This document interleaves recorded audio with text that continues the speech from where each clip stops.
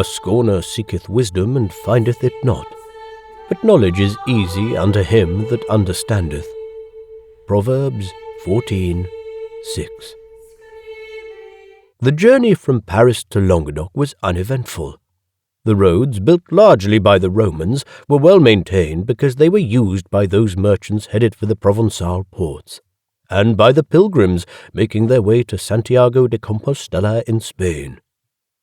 Our party did not proceed directly. At times we diverged eastwards, and once or twice it was possible to catch a glimpse of the sea. We reached Languedoc 3 weeks after our departure from Paris, and it was not a cheering sight that greeted us. It was a scarred and disfigured country, and we travelled with watchful eye, wary of our own shadows, for even after so many years, the sword and the boot of the northern crusader was evident. Those not accustomed to these parts commented on the black remnants of burned farms, broken fences, crumbling bridges, and deserted vineyards. They pointed at the weeds and thistles that overtook churches and everything of value. What people could be seen, miserable creatures, lean and scratching, wild as forest animals, would scatter on our approach, for our archers bore the flag of the Inquisition. In their eyes I glimpsed the familiar terror, the sullen hopelessness and dangerous desperation. They were truly men beyond hope, beyond heaven, and I prayed for their souls.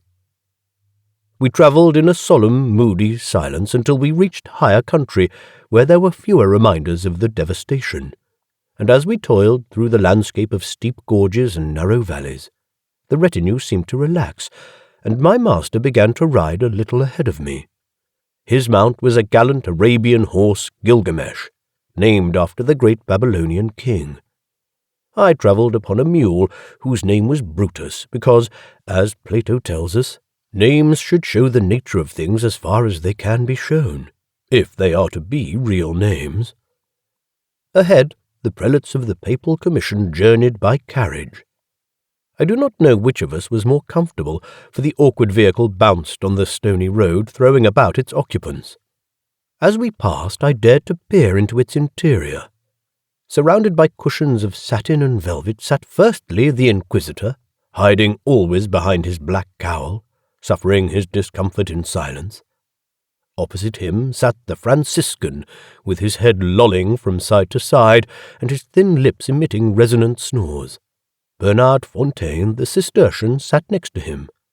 As straight as the towers of Lebanon, his long face funereal, his unblinking eyes wide and staring, he seemed perfectly content in his misery.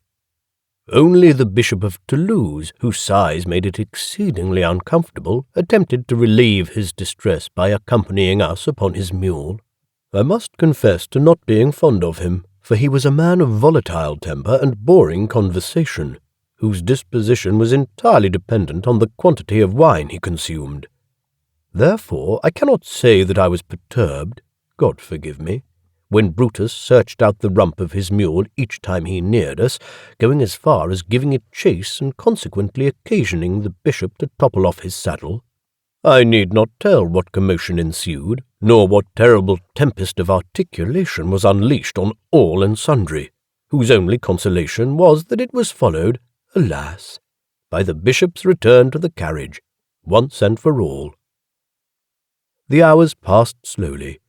Indeed, I longed for the company of my friend, the venerable Isaac, whom the bishop had authorized to accompany us by a special dispensation, now following behind the company because he was a Jew.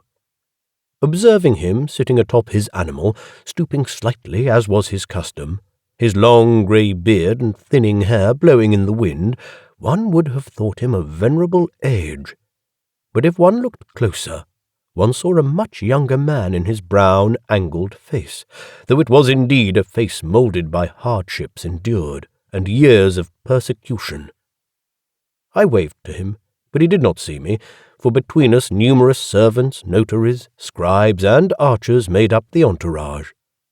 They tagged along, talking among themselves in their vulgar tongues, laughing and jesting, making sure to keep well away from the Jew, united in their hatred.